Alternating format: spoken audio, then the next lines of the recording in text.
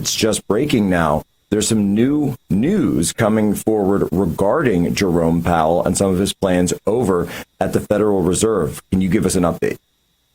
Yeah, Jack, you're exactly right. I mean, Jerome Powell and the Federal Reserve were anxious to cut rates in the fall before the last election when the inflation rate was actually higher than it is today.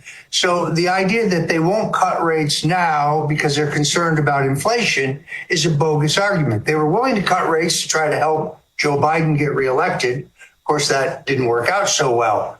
Now, by the two measures that the Fed uses, the employment rate and the inflation rate, both of which were significantly lower the last time they cut cut interest rates, would indicate that we need a rate cut.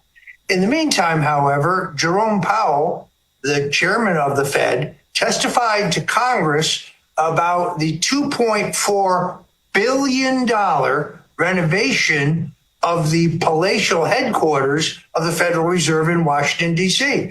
He specifically said to Congress that this renovation does not include private elevators to be used by the governors of the Federal Reserve, did not include a private dining room to be used by the governors, did not provide for a roof garden with a panoramic view of Washington, D.C.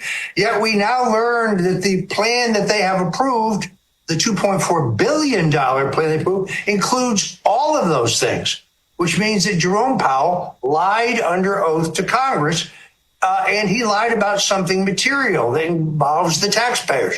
I was accused of lying to Congress, but I had no motive to lie. No misstatement I made to Congress covered up any underlying crime, nor was it relevant or material. It's a very different situation here. So Bill Pulte, who is the head of the Federal Home Finance Agency, the guy who uncovered the 22-year crime spree of mortgage fraud by New York Attorney General Letitia James, has now called for a congressional investigation into whether Powell lied to Congress.